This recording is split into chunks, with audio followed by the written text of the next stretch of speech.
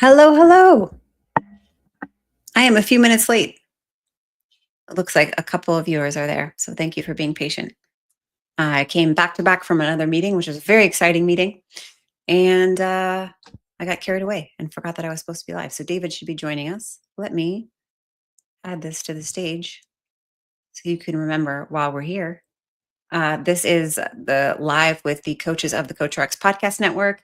Go to coachrx.app/podcast-network and you can check out all of the lineup of shows and check in with the coaches. There's some awesome content coming out every single week. I also do roundup blogs. You can get those on the site. And if you're on our email list, you'll also get those emails. Hello, David. Hello. How are you? I'm good. How are you? I'm well. I was rushing. Apologies for being a few minutes late. And then I was Oh, I like, was also late. he's going to be upset with me. But what did you come from? I just finished training a client, and we were talking about how actually this would be a good thing for any coaches listening. You can help me figure this out. She has a a sympathetic nervous system response to one exercise, and it is bicep curls. She just feels like almost instantly she starts to get angry when she does bicep curls. Nothing else. She messaged me about it in the app. And then we were doing it today. And like within the first couple reps, she's like, I can feel it in my stomach. There's like something happening. And I start to just, it's almost like a rage. It starts to like bubble up and it's only bicep curls. It triggers anger. Yeah, it triggers anger, like the emotion of anger. And it's not like when she's close to failure and it hurts. And like, it's like within a couple reps. It's like, oh, this is a Interesting. feeling of anger. I don't know. I mean, there's obviously something going on there. The only similar example that I could feel is leg extensions, but Mm, near fatigue when you have like extreme burn. It yes. is the only I tend to not ever try to have a potty mouth. It is the only exercise where I will like drop an F bomb because Yeah. it hurts. And There's so a, that's yeah, anger. quad hurt. Quad hurt is like a different hurt. Yeah. Wow. Well, I hope she figures that out. And when you guys do, please share that because that's Yeah, interesting. yeah. We were just brainstorming. She's interesting. She has a history of a brain injury, and so she's wondering if it's kind of like she starts to feels like she has trouble not shrugging and like getting her traps involved when she does curls. Just like consciously try and relax her shoulders, which obviously like creates tension in her neck. So we're gonna try some shrugs next time and see if that starts to trigger the same emotion. Is that common for Aren't people females? I'm interesting? assuming people are so interesting. Do you think that's common in females where like you tend to just be like in your traps more and like have a hard time relaxing to like get lat activation or something, for instance? mm, I don't know. I don't think it's more common necessarily in females. I think females uh, view it negatively more than men, right? I think more than anyone, Thinking females are like stress. down and back, right? I carry my stress here. I got to be down and back, like the yoga shoulder position. They're like the whole aesthetic of not wanting big traps. So like they're more hyper aware of anything that engages their traps. I have all kinds of thoughts on trap training, but yeah, I don't know. Yeah, maybe a little bit. I mean, women are generally a little more lax, right? In joints, like a little more hypermobile. So it's a way of kind of like locking yourself into a strong position. If anything, that might be the reason. Yeah, how was your weekend? Did you do anything for the holiday? Um, what did we do? We did some house projects, getting caught up on some of that stuff. We had a 1 year old birthday party. Ooh, We did the swim lesson, and then like my daughter's 2.5, and she's just a fish, so she loves being in the pool more than anything. She's like teaching herself how to swim almost already. So we this weekend we were working on assisted diving to the bottom of the pool to get a ring, and then her finding the bottom of the pool and pushing herself back up to the surface. And so she got cool. it on like And the first try. no fear or anything. No, no, she's always had a concerning lack of fear around the water, but now she's really good at knowing like when she needs to take a breath, and she'll like 180 in the water and just like find whoever's hand is right behind her, pull herself up, or she'll swim her way towards the steps. So like lots of doggy paddling under the water happening. It's fun. That is so cool. It's super Oh, cool. awesome. I can't believe we're already in September, which of course I was like, wow, there's 4 months left of the year. Like Yeah. 2025 just flew. Yeah. I think each month has somehow gone faster, actually.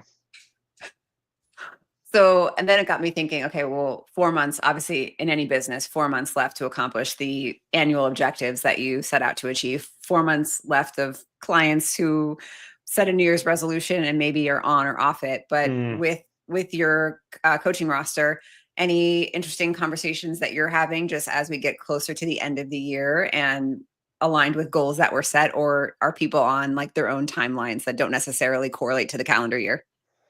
For the most part, I've got people who are they've got their own timelines, not a calendar year thing. The most interesting ones right now, I would say, are someone who is 3 weeks out from what could be something close to like a 16-hour mountain bike race. So that is what she hired me for as a strength coach to sort of marry with the cycling coach she has. So this is my first time coaching someone through this sort of competition prep. So she's felt pretty good. Her two like tune-up races.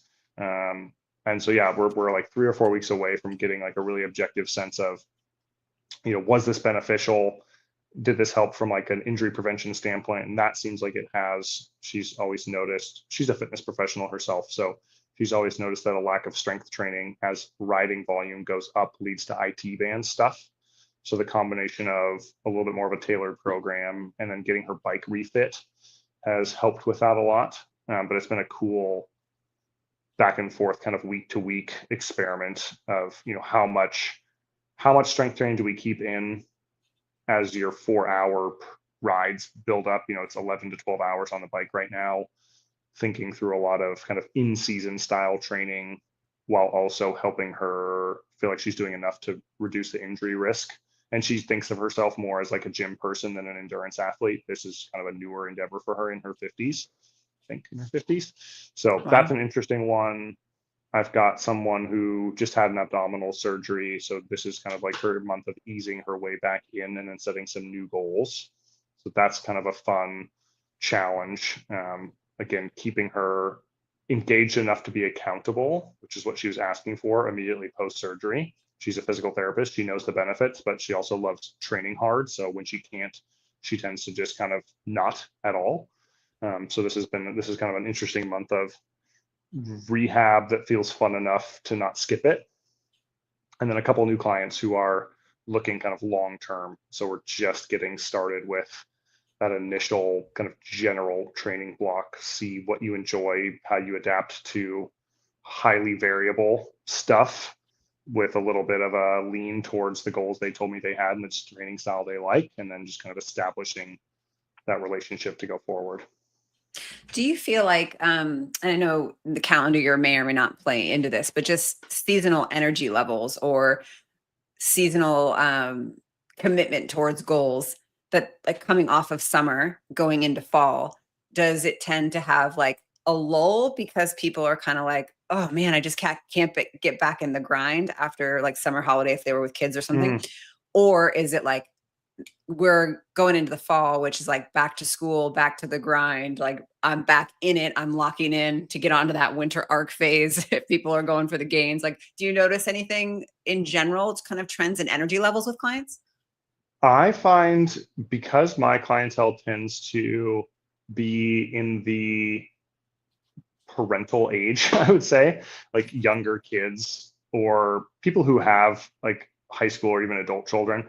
Um, I think that in this phase of the year, there's usually like a 2 or 3 week window where things get really challenging, and that is the back to school, like the last um, and but it depends on it depends on where in the country you are. Like here in Arizona, we start school super early, and then there's other people in other parts of the state who are like other parts of the country who are 3 or 4 weeks behind us in terms of start of school.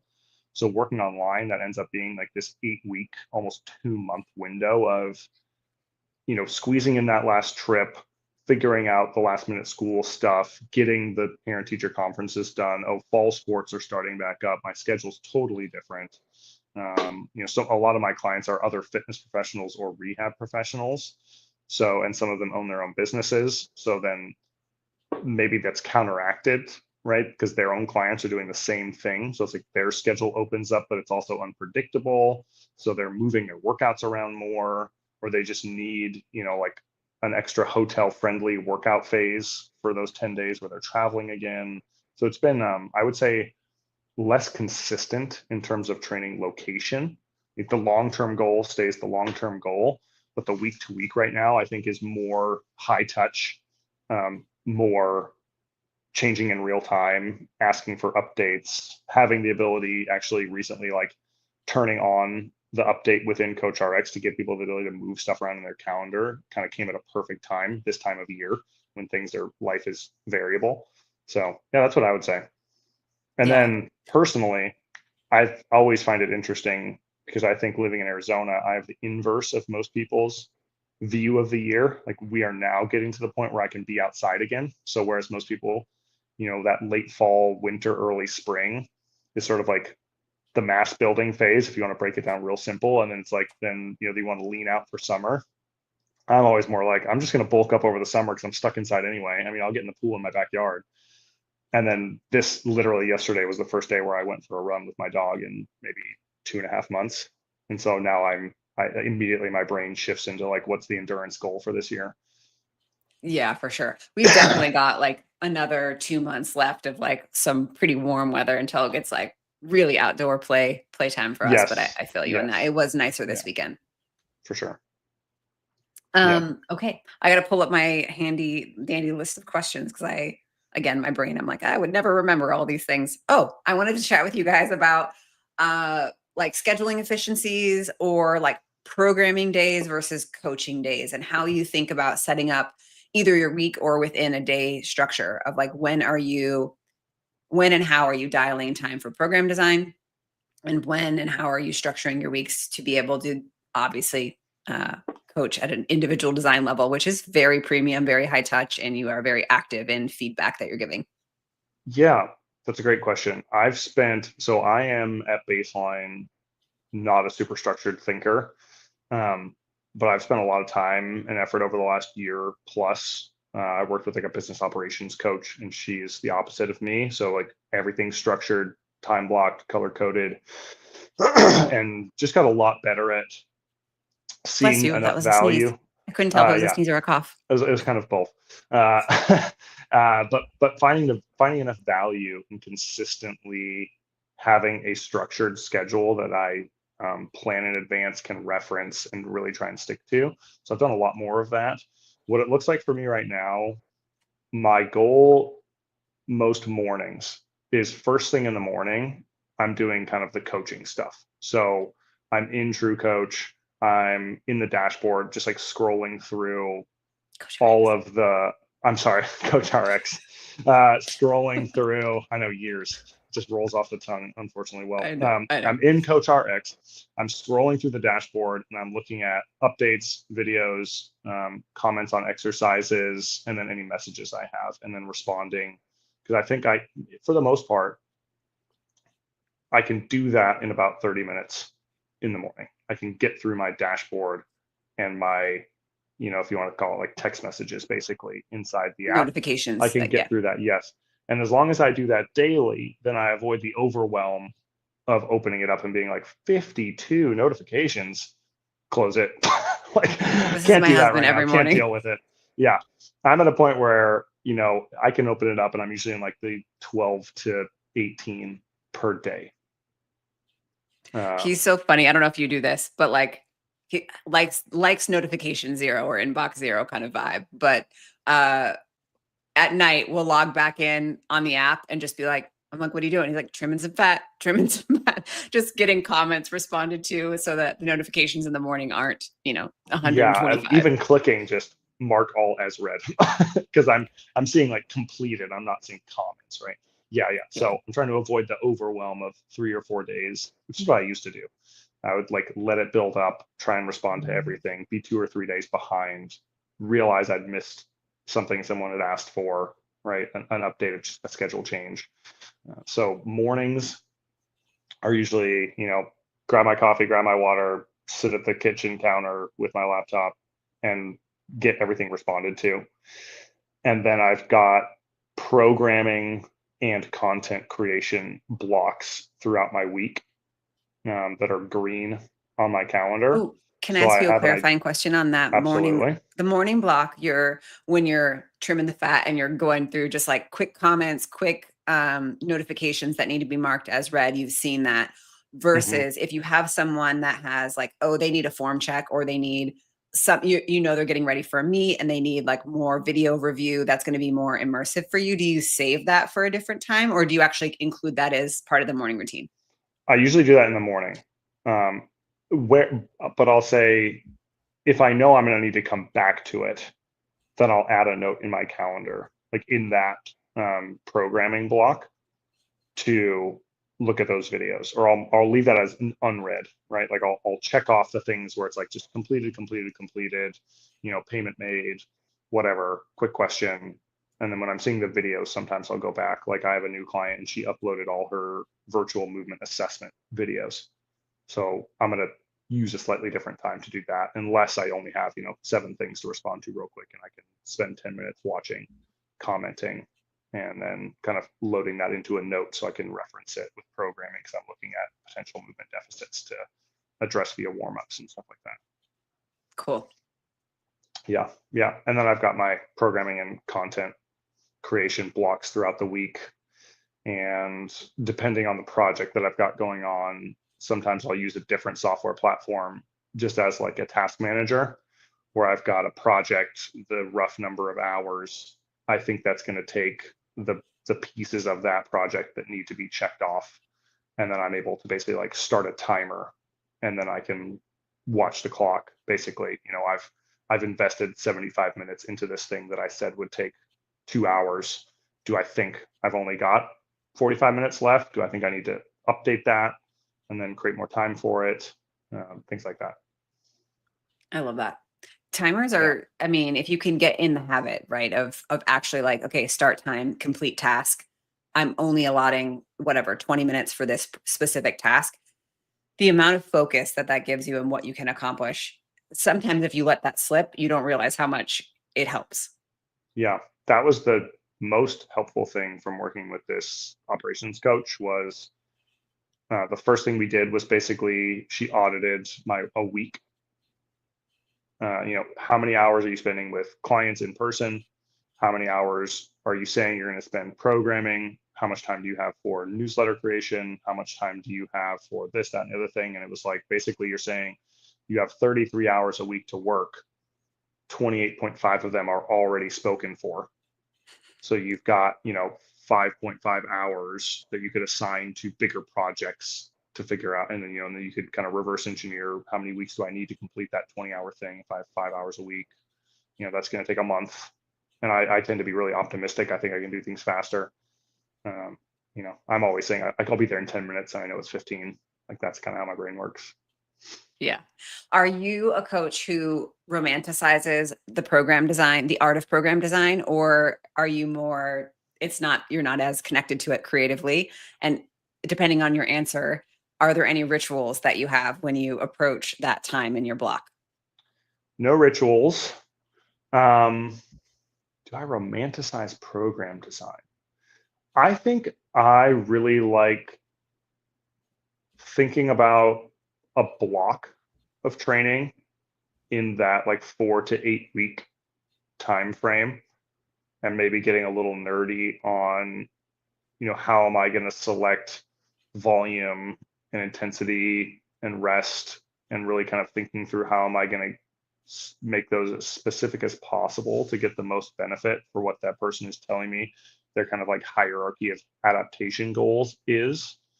And then as I think, kind of you and Carl, I'm sure have talked about, and I was kind of talking with Carl last week, there are coaches who just don't understand how someone could manage a certain client volume because it takes them so long to write the program and maybe are over romanticizing it.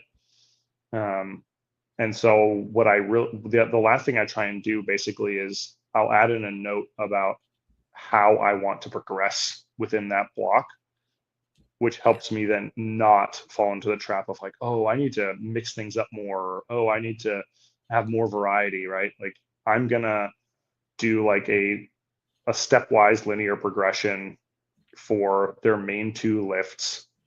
And I want to have 25% like rotating accessory variation within this 6-week block. So it's not going to be the same tricep exercise every week, but there's going to be a tricep in a hypertrophy zone, 3 sets, 12 to 15 reps. And every week I'm just going to add a note. Can you try and go heavier than last week? Yeah.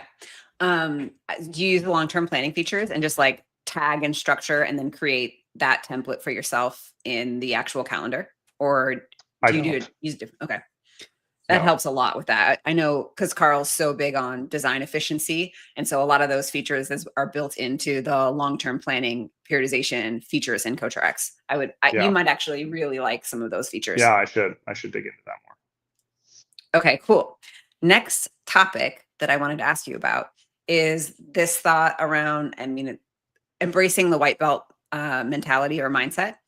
And Yeah. even as a very seasoned coach, I know you're obviously a lifelong learner and are educating. And there's so much learning that comes in the process of being an educator, right? Because you're refining the way that you teach things. And that always sparks new ways to think about and interpret the things you think you already know. But I guess how are you reminded? Is there anything that has come up recently that reminds you to have that mindset when you're going into anything coaching related? Or is that part of just like how you operate? Does it trigger anything for you when I say that? It does. So this is going to put on my physical therapy hat for a second and speak on one of the things I think is sort of an issue with physical therapy after you graduate, and that is that we're an evidence-based profession. And I think, good coaches are, for the most part, I'm not talking about like the far corners of evidence-based training where nothing, everything has to be full range of motion with a specific time under all this stuff, but evidence supported. How about that? And I think in physical therapy, a lot of times what happens is we go through a doctorate program where we're learning a lot of new evidence oriented curriculum from professors who are in the research. And then you graduate and it's like, okay, well, now you're going to work 40 hours a week. You're going to take home like 6 hours of notes, and maybe you do your 20 hours of Con Ed every 2 years, but you're probably just getting better at what you're already good at for the most part, right? Or you get kind of narrow with who your patient population is, and you just kind of keep taking like level 1, level 2, level 3, level 4 of the same stuff from the same organization. And so I think it's hard to stay evidence-based. I think it becomes really challenging. So one of the things I'm trying to do a better job of is going back to the time blocking thing, blocking time for learning. And there's times during the year where I've been better at that this year, where now is one of those times where I'm a little more diligent about it. There's other times where it's totally slipped. It's more like that time gets eaten up by creative pursuits within the business. But right now it's a little more of like, I'm a little more consistent with what I'm doing from a client standpoint. So I can carve out a little time. I'm going to eat and read today, give myself an actual lunch break. So yeah, I think it's very important. Also, just good for your own digestion. Good for my own digestion. Yeah, mental and physical. Like just get off the screen for a little bit, like read a paperback book. And it always helps my clients, right? Like it always levels up what I'm bringing to them. It reminds me of things. It gives me a slightly new perspective on stuff. Like it's making this book I'm reading right now it's called The Overload System for Strength, kind of like an old school approach with a modern twist. It's a Christian Thibodeau book. And it's already giving me ideas. I've already implemented stuff into my own training. Do and it's you going to subscribe impact to my his power emails? lifters. No. He's Good. He's a good writer. I like his style. Writer. His emails are a little edgier. I think if it's the one I'm thinking of, he's a little bit more. He goes at you, like doesn't let you slack. Like a T-Nation approach. Right? That's his thing. Yeah. So yes, it does bring up things. I do want to always be learning. I try and we've talked months ago and just talked to Carl about it. Like the CCP is something I'm really interested in. There's a course coming to Phoenix, Scottsdale area at Exos at the end of the year that I really want to take. So yeah, I think it's super important. Yeah. I don't think you can be an educator, honestly, and like ethically, and not be learning, because like then you're telling people to do what you're not doing. It'd be the same And as a as business being a owner trainer too, who doesn't right? train. Yeah. And as a business owner, it's like human nature is to have those quick wins, to get the endorphin release or the dopamine reward for solving problems that you know how to solve. But like avoiding the problems that you don't know how to solve is also very much human nature. And like if you just are like, hey, I'm not going to be great at solving this problem because I've never solved it before, or it's not something I'm comfortable solving on a repeated basis, but then going through the pain of like of that process, you always come out better. But I think that helps, having that white belt mindset of like, hey, I don't have to know the exact way that I'm going to solve this problem, but just the fact that I'm taking on the problem because I know it's going to improve the business is a place I should be focused. Yeah, I'm guilty of this. I think a lot of people are. It's the question of, you know, am I saying this isn't important because I actually know enough about it to make a determination that it's not important, or am I saying it's not important because it makes me uncomfortable how little I know about it? And it's easier to just say, oh, it doesn't matter as a excuse to not learn about it. And um, I think it's a matter of as many times as possible, you want to know enough to make a decision, an informed decision about what does and does not matter, versus using it doesn't matter as like armor against gaining knowledge. I agree. How many clients or mindset of clients that are drawn into your practice do you feel like they are more of that, like I'm a lifelong learner, I want to understand the why behind all the things that I'm doing type of personality, or is it a mix of just tell me the things to get done, I'm going to do them? In general, it's more curious people. Yeah, and I hope that's because, especially in person, like anyone who ends up working with me after being engaged with something I do in person, almost always is curious because when I teach, I'm really upfront about like I want you to ask questions. Right? Like the most, even when I was doing 16 hours of like mostly scripted content teaching certifications, within the first 10 minutes, I would always make a point. It's like we have a lot of material to cover, but the most valuable part of every weekend I ever taught was the questions I would get asked, right? Because I'm going to answer it through the lens of the material, but it's going to add this layer of context that you can't possibly predict when you're putting together a workbook.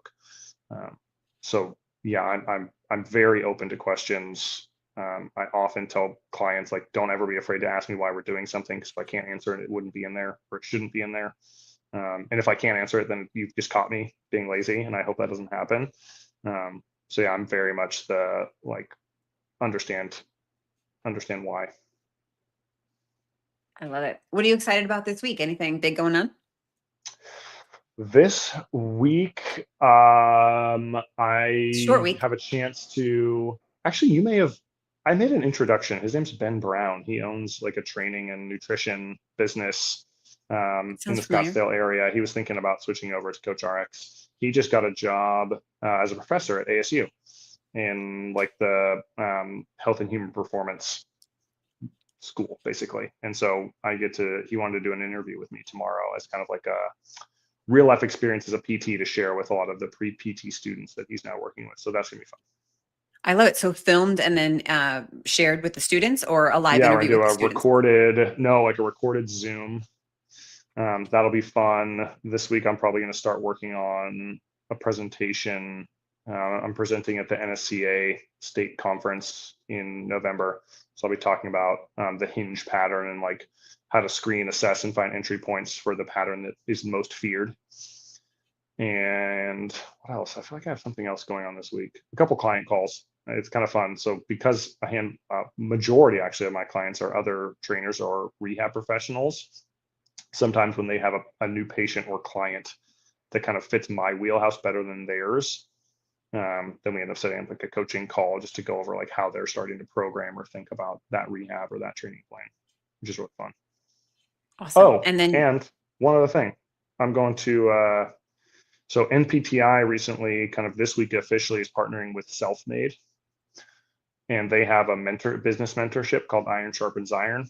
So NPTI is sort of becoming the training education partner, and then ISI is the business education partner. So I'm going to go in on Thursday and talk to a bunch of trainers about the new advanced training program that I'm launching in October through NPTI. awesome. How many locations do they have here now? Do you know? Oh boy, I think it's only two. Only two. I Okay. think it's And Scottsdale and Gilbert. they're are they mostly West Coast? Because I know they have a couple locations in California. I believe they are mostly West Coast, independent trainers. So basically like space rental, and then you're your own business. They do a lot in terms of like social media on behalf of their trainers. Like they always have like basically a social media team inside the gym. So they're really helping promote their coaches and educate And the them. gym is not open to the general public, right? It's you're only there if you're working with a coach. Correct. It's an interesting Correct. business model. It is. Yeah, I don't know a ton about it, so I'm sure I'll be learning more. I think they're the iron sharpens iron, like kind of the business mentorship. I've I've popped into at least one or two meetings, and I know people who attend almost weekly, and they always feel like they find value there. That's cool. It's cool that they do that. It's cool that even though they're independent coaches, that they're servicing the facility, that they're investing in general education and also promotion and awareness of those coaches locally. Yeah, and I think they want, as everyone I think ultimately realizes, you need both the business education and the training education. You can be the best trainer in the gym who doesn't know how to talk to people or sell your services, and you're not going to have clients. You could be the best salesman who gets no results, right? And then it's just this churn machine. And that's not, neither of those are good for the gym you're working in, because they'll both end up with you no longer paying rent because you fail. So you can't sell what you suck at, but you also aren't born able to sell. And so I think it's cool that they're supporting both sides of that coin. Yeah, I love that. Well, awesome. Thank you so much for hanging out with me. For You're you welcome. went long. I don't know. Brandon didn't join us today, so something must have come up. Hopefully, he's Yeah, it's okay. cutting into my learning time, Kandace. Okay, go learn. Get I me out. appreciate you. All right, I'll talk to you soon. Thank you. Have a great day. Bye. Bye bye. We'll just check out what's going on David's Gram while he this was actually a really interesting post. So go and check that out. And Brandon was supposed to join us, but he must be running late. Had a little bit of a shoulder injury flare up last week and missed the call, but I know that he was planning to be here. And Jason should be joining us in a few moments. So while we're waiting for Jason to join us, we'll just creep on his page like weirdos because it's just you and I. See what he has going on. He's been doing a lot more of his words of wisdom, which are awesome to read. And let me flip back over here because I did not share this with you guys today. So I mentioned this the last couple of lives that we did, but Carl launched this is about 4 weeks ago now, a series of podcast episodes that are all dedicated to him sharing his top 3 coaching frameworks. This is the free guide that comes along with that. But I would also highly suggest this is if you go to the resources and guides page and scroll through the immense amount of resources that we literally have on this page for you guys to get to community calls. You can register for the community call, which is happening on Thursday. And Carl is actually teaching the top 3 coaching frameworks, or his top 3 coaching frameworks on this month's community call. So be sure to register for that. If you register for one, it's a reoccurring invite that goes out every single month. We do a free community education call every single month, and you don't have to be using CoachRx to participate. You're more than welcome to join us if you're just a coach who's looking for a place to connect with other coaches and jump in on some education that is super high value. So make sure that you check that out because that's going to be a great time on this Thursday happening. So register for that. And then if I go back to the podcast page, we also, along with Carl's free guide and on the Marketing for Fitness Coaches podcast, launched a similar 1 episode series that goes over your 1-page marketing plan. It's embedded here, but you can also find it on YouTube and Spotify, and then can download the PDF of the 1-page marketing plan.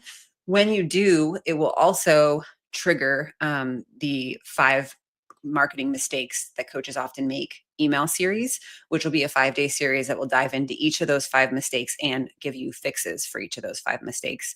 And then fair warning, I'll be in your inbox on a regular basis after that, if you decide to do that. And Jay is here in the building.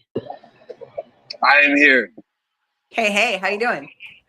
I'm good. How are you? Am I late, or did you get off No, earlier? Oh, you're okay. good. David and I chatted a little longer than his block. Brandon was a miss today. Hopefully he's okay. So I Yeah. was just chatting. Awesome. Sounds good. How's the baseball today? Good. Yeah, we're hitting right now. Is it too loud? No, you're good. Okay, awesome. It's going well. It's hitting well, so it's going good. Did you have a lovely Labor Day weekend? Anything fun with the fam? Mm, Labor Day weekend. My Labor Day weekend was baseball, basketball, and training. But it was good. We kind of hung out. My wife's really sick. She can't get rid of this cough, but her parents live on the beach, so we went there on Monday night, which was really nice to kind of hang out there. What about you? Awesome. Well, How's your that Labor Day sounds week? relaxing.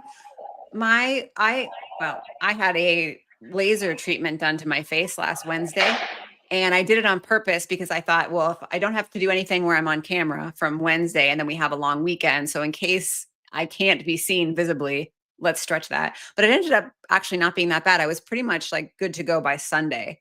Other Oh, than nice. that, I looked like a little burnt from the laser, but I'm very excited about the anti-aging benefits of going through the laser treatment. So now you've got Awesome. some beauty advice.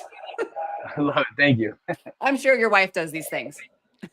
Yeah, yeah. Oh, yeah. She does all of it. So one of the thoughts that I wanted to chat with you about today is the fact that we're September already, so we've got 4 months left of the year, and just like what kind of mindset that puts you in as a coach with athletes that have had goals that they set at the beginning of the year and they're chasing towards those goals, or not, or if within the season for you, the last quarter of the year sparks anything different coaching wise. Mm, Good question.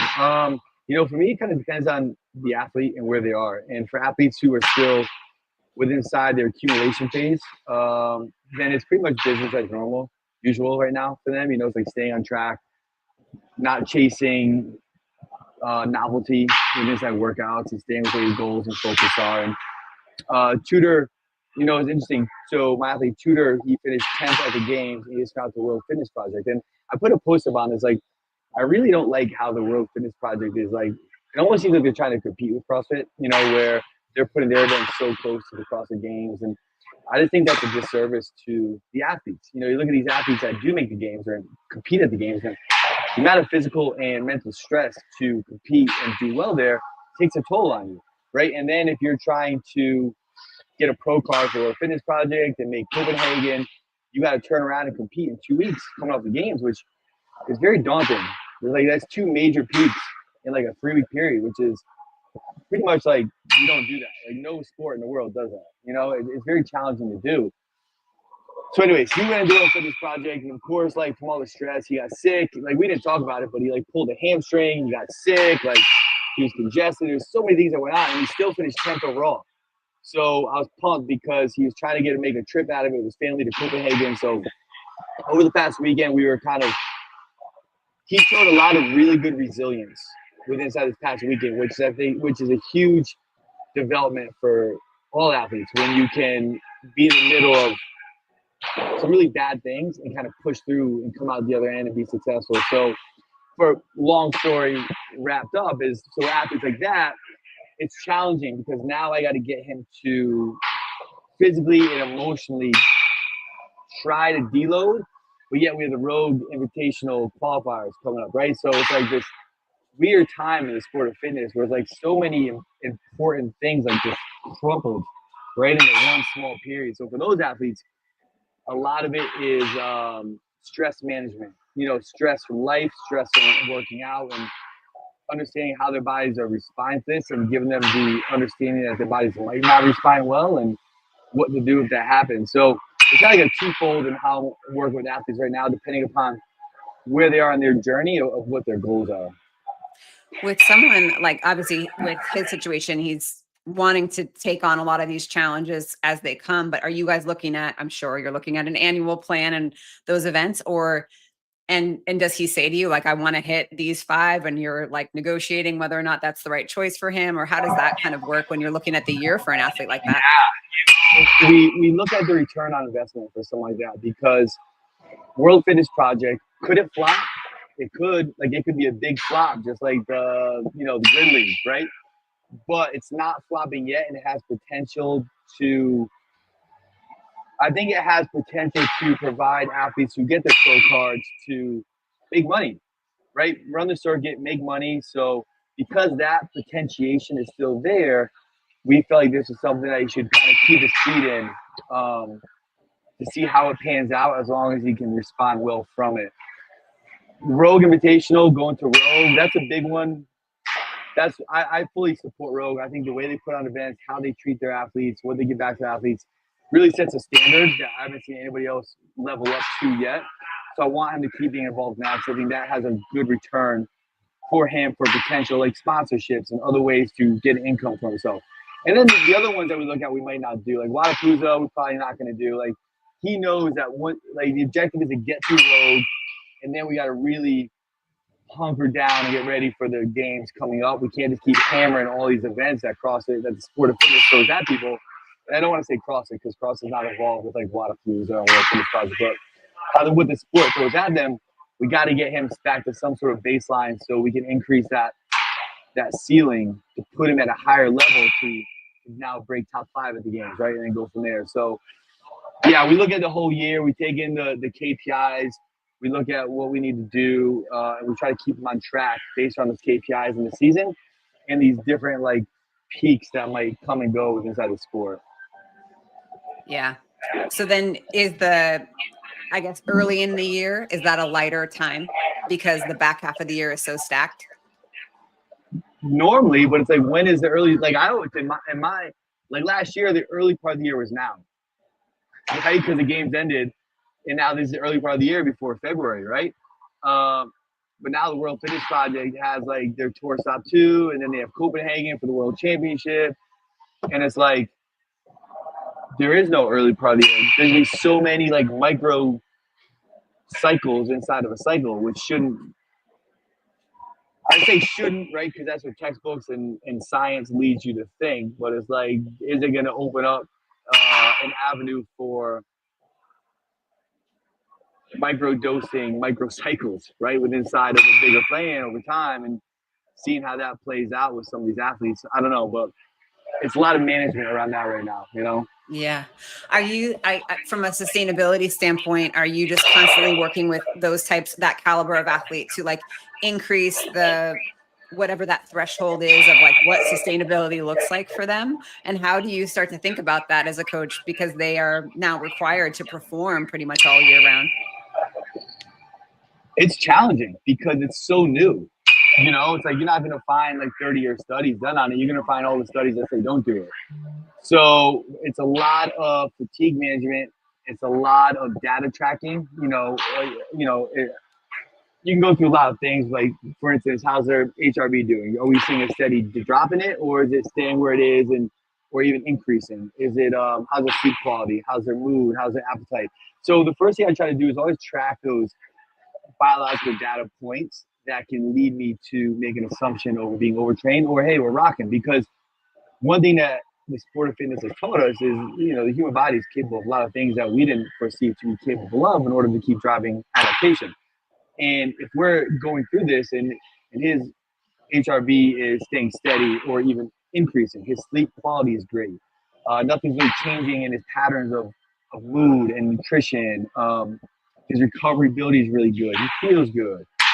And then say, okay, like, we're managing things well, right? But the second we start getting some deviation in those markers, then we're like, okay, well, it's not right for him. It's too much. We gotta back off. If we do have to back off along the lines of like where an event is coming up, we have to take that into account and make the proper adjustments. Like him going into World Fitness Project, like a goal of his was to make Copenhagen. And to make Copenhagen, he had to finish top 15 based off the point system.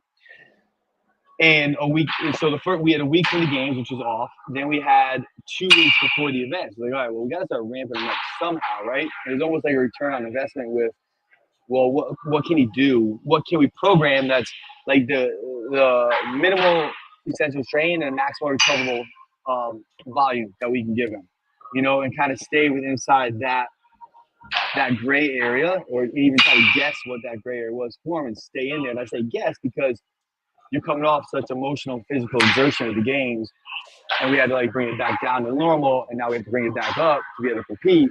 So it's like hovering in those areas. In my opinion, is a guess, and it's a guess by just prescribing him work, staying on the low end, and seeing how he adapts and progresses. Yeah, and just constant communication between you guys. Right, exactly. I love that. Well, today, one thing I wanted to pick your brain about is just this thought around like a white belt mentality. And I know you also coach martial arts, mixed martial arts athletes, you participate in martial arts yourself, but I guess really just opening that up, anything that triggers for you as not only an athlete yourself, but as a coach, and the wisdom that you instill into your clients and to your family. I know that's also something you're passionate about. So I just wanted to give you the floor to go crazy with that. Go crazy with that. It's like you look at so I guess it comes down to like, what is the weight belt mentality? I think like I look at that and I'm like, well, it's tricky because white belts come into things and they often don't know what they don't know. It's like the different stages of learning, and because they don't know what they don't know, they just follow and act blindly without any true ability to reflect for growth until they start acquiring some things and be like, okay, well, I get that I don't fully understand this, but I still don't know it, right? And then it keeps progressing down to different stages of learning and comprehension. And I almost think it's like going into things with like a black belt mentality, where you know what you know what you don't know, you understand how to reflect and progress in order to gain a better a better understanding, a better connection with what you don't know and how it applies to you and what you're trying to do. It's like when a black belt relearns a basic move, he's able to look at the move like, oh, okay, like if they do this, then I can do this. If they do this, I can do that. If this, then that, because I can make this small adjustment. Whereas a white belt is like, I don't know what is happening or what the fuck I'm doing. I'm just gonna do what I'm told to do, not understanding like where to put my body. So I think like the more that you can know what you know, and the better you can understand what you don't know, the more you're able to go back to the basics and go back to mastering the basics for where you are, where you want to be, with a better understanding of how to apply to you where you are now. And I think that's something that's so key for people to really grasp. And it does take a while, a long time to grasp that. It's like I started boxing, and boxing is like, to me, is like so challenging because there's so much of like the footwork and the mechanics and the principles and the adjustments, and you really have to think, all right, what's the first thing I do? I had to master the footwork, because then once I can master the footwork, then I say, okay, now I can see how I'm going to come in, retract, adjust, pivot, change angles. If I don't even understand that, now I'm just kind of bouncing around and moving aimlessly. And I think the more people can grasp and understand those things of their applications to themselves, of where they are, and how they can now take this concept that they know, but think deeper and more critically about it with where they are and where they want to be, the better they can continually just grow in really anything. Yeah. It's such a good point. And it, what it triggered for me is the unconscious incompetence to that cycle. Yeah, absolutely. Totally. Amazing. Well, I know you're busy. I appreciate you just jumping on to drop some knowledge bombs and check in with us. Well, I hope I was able to provide something of value. Dude, yeah, of course. Always. Every time you do, I'm always like, okay, Jason just mic drops and bounces out. Well, I appreciate your time. I appreciate you doing this. Awesome. Thank you so much. Have a great day. Say hi to the fam.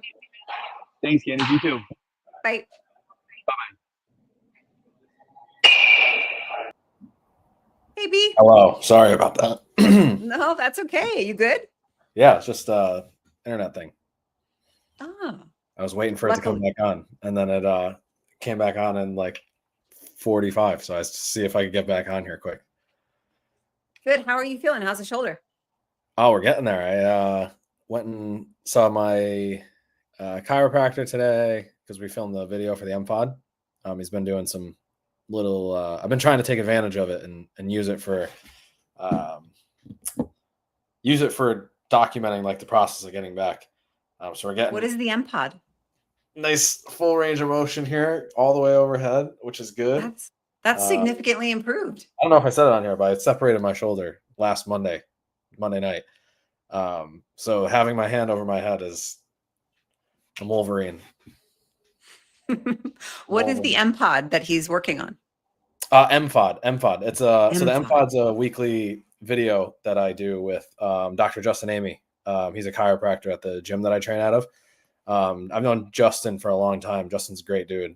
He owns a business called Dig Deep Chiropractic, and he is a chiropractor out of ABC, which is the gym that I do my personal training out of. And weekly, bi-weekly, whatever it ends up being with our schedules. But we film a video. MFOD stands for Movement Fix of the Day. So whether it's like movement, or we try to incorporate obviously like the chiropractic perspective and then my perspective inside the gym, whether it be like a specific movement, a progression. Like before I hurt my shoulder, we were getting into the pull-up progression. One before that, we worked on the squat progression. And as I hurt my shoulder, I was like, oh, this is a perfect opportunity to, tweak some things since we got the chance to show people how to fix an injury. And then, so we just stuck with it. So do that every week, share that usually on Monday.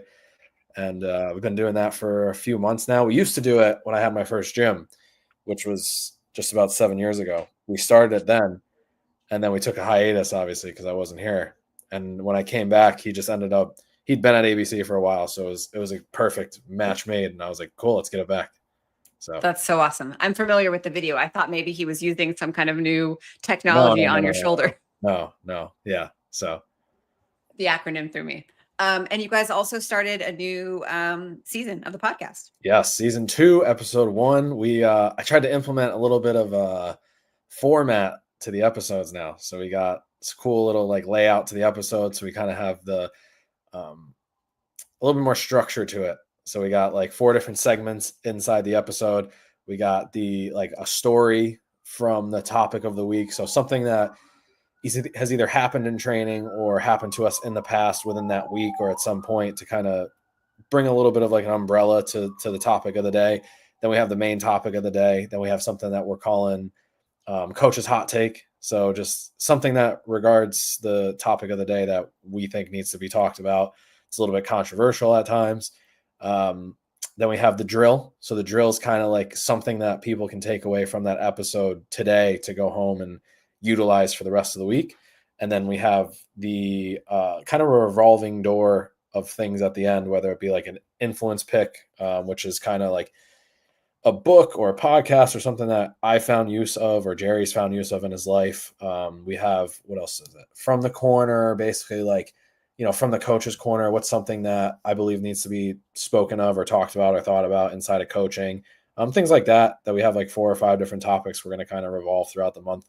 But yeah, so episode 1 of the new season was posted this morning on YouTube and basically wherever you get your podcast. So check it out. Just talking about how coaches plateau in basically like how coaches plateau as they progress in their coaching and what you can kind of do to avoid it. And what are some of the signs that you might be plateauing and things to watch out for.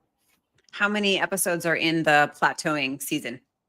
Well, so that's just the first episode. This season is going to be a little bit more geared towards coaches. So the whole idea of the season is to kind of dive into the art of coaching a little bit more. Okay. But I think there's going to be 8 episodes, unless anything changes, but I think I'm going to try to keep to like 7 or 8 episodes.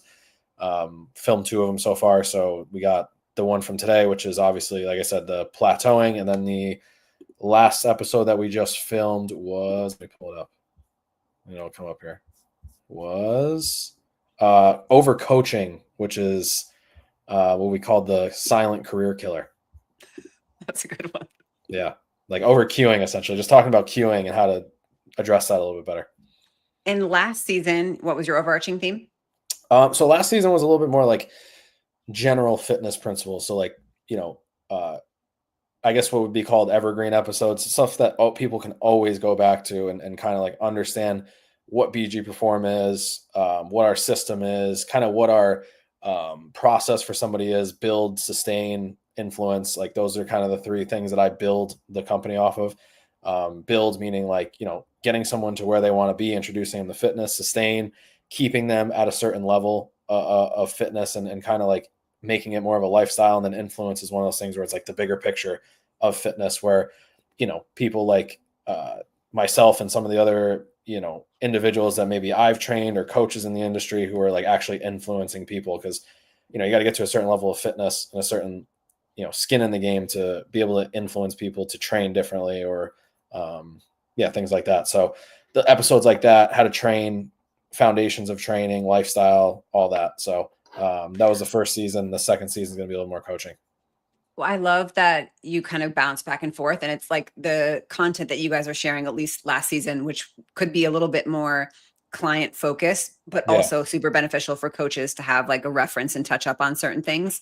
And then toggling to focusing on the coach. Will you kind of always flip back and forth I don't know. every other season? Yeah, I don't know. This second season was something I definitely wanted to do. I think it will probably be a little bit more. We'll see how it goes. I think but the biggest thing is like I wanted to do a season just focused on coaching because it's an important thing for me, and I think it's nice to have those types of episodes, kind of like that same idea where it's like clients can go back to this first season and learn a lot on how to like implement fitness into their life. Whereas like coaches can go back to the second season and take a lot of these tools and implement a lot of this stuff into their practice, into their mindset, and like how to just improve coaching on a daily basis, weekly basis, all that sort of thing. I love it. Then from there, whatever comes to light, we'll do. Yeah, I know. I love it. And it's cool because you're probably overlapping a lot of things that you're doing or teaching in the Coach Connect Yes. series that you have in person and Yeah. bringing that onto this. So much synergy there. Yeah. You made me think of something and I was like, MMA awards. When does that results go live? I don't know. Usually they stop it on September 1st, but it looks like they're still voting. So So get to voting, people. Yeah. Trainer of the year. www.worldmmaAwards.com/vote. And then go find my face and Paul Hughes. Go vote for Paul Hughes, Fighter of the Year. But that's still going on as far as I know. Maybe they extended it a little bit this year. I feel like a month is kind of short for that to vote. I feel like they should keep it a little bit longer, but the award show is in December in Las Vegas.